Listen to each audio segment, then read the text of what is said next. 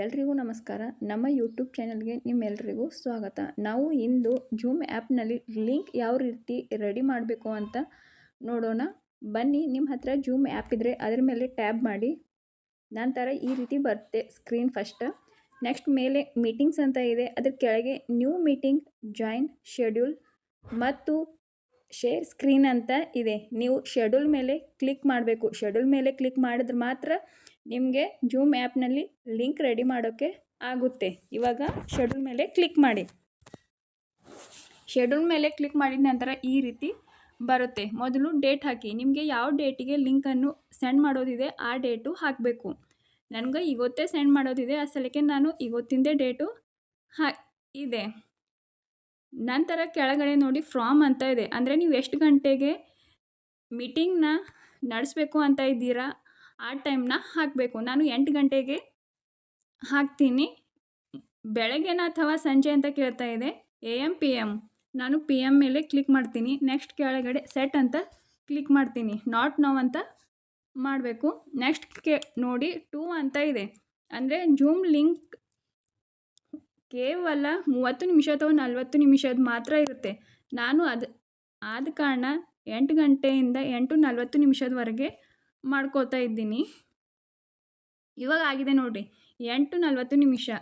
PM ಮೇಲೆ click ಮಾಡಿ. ನಂತರ ಕೆಳಗೆ ಸೆಟ್ ಇದೆ ಅಲ್ವಾ, ಅದ್ರ ಮೇಲೆ ಟ್ಯಾಬ್ ಮಾಡಿ. ನಾಟ್ ನೌ ಅಂತ ಟ್ಯಾಬ್ ಮಾಡಿ. ನಂತರ ಟೈಮ್ ಜೂನ್ ಅಂತ ಇದೆ, ಮುಂಬೈ, ಕಲ್ಕತ್ತಾ, ನ್ಯೂ ದೆಹಲಿ. ಇದು ಹೀಗೆ ಇರಬೇಕು.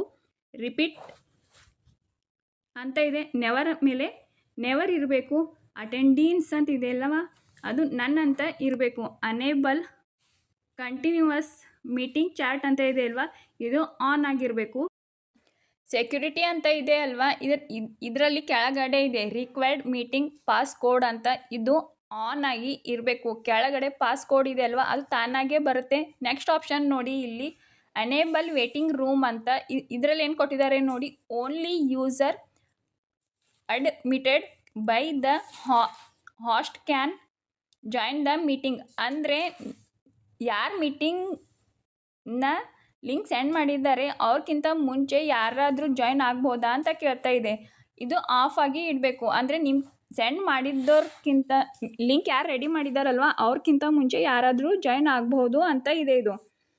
ಇಲ್ಲಿ ಕೆಳಗಡೆ ನೋಡಿ ನೆಕ್ಸ್ಟ್ ಆ್ಯಡ್ ಟು ಕ್ಯಾಲೆಂಡರ್ ಅಂತ ಇದೆ ಎಲ್ಲ ಕೊನೆಯಲ್ಲಿ, ಅದು ಆನ್ ಆಗಿ ಇರಬೇಕು. ಇದೇ ರೀತಿ ಇರಬೇಕು ನಿಮ್ಮದು.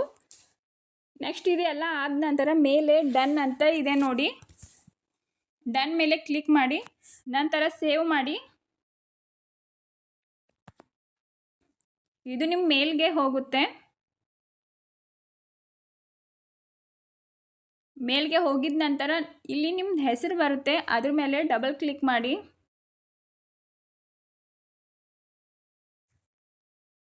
ನೋಡಿ ಫಾರ್ಮೆಟ್, ಕಟ್, ಕಾಪಿ, ಪೇಸ್ಟ್ ಅಂತ ಬರ್ತಾ ಇದೆ. ನಂತರ ಇಲ್ಲಿ 3 ಡಾಟ್ ಇವೆಲ್ಲ, ಆ 3 ಡಾಟ್ ಮೇಲೆ ಕ್ಲಿಕ್ ಮಾಡಿ. ಆಲ್ ಸೆಲೆಕ್ಟ್ ಮಾಡಿ.